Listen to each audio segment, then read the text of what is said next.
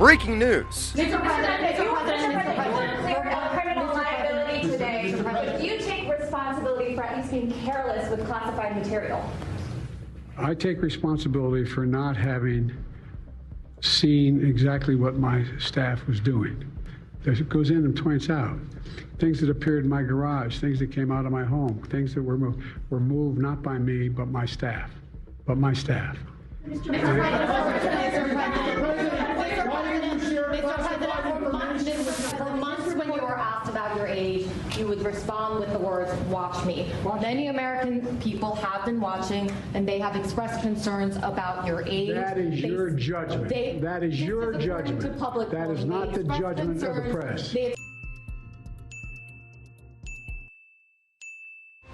These findings were as follows. 1. Joe Biden, quote, willfully retained and disclosed highly classified materials when he was a private citizen. 2. Quote, Mr. Biden's memory was significantly limited.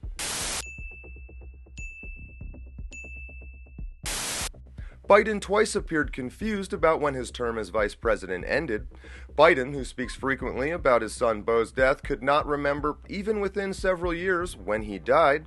And his memory appeared hazy when describing the Afghanistan debate that was once so important to him. Among other things, he mistakenly said he had a real difference of opinion with General Carl Eikenberry when, in fact, Eikenberry was an ally whom Mr. Biden cited approvingly in his Thanksgiving memo to President Obama.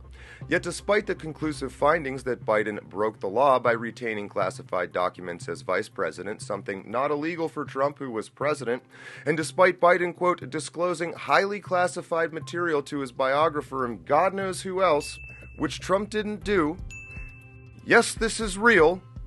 Joe Biden will not be charged, unlike Trump, because he is a, and I shit you not, quote, well-meaning elderly man with a poor memory. The logic here is for real.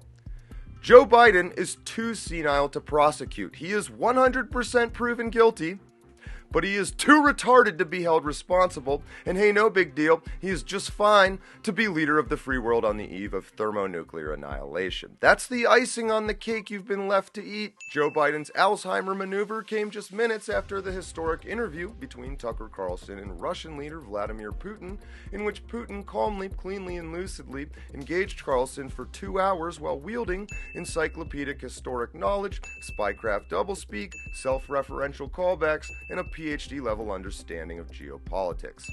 This is immediately contrasted by 81-year-old Joe Biden stumbling on stage and lasting maybe 30 seconds before the gaggle of reporters who normally use his scrotum as a feed bag, meaning they are also always prostrate with their faces on the floor. 81 years of gravity, go chew a handful of bazooka for 81 years, you'll get the picture.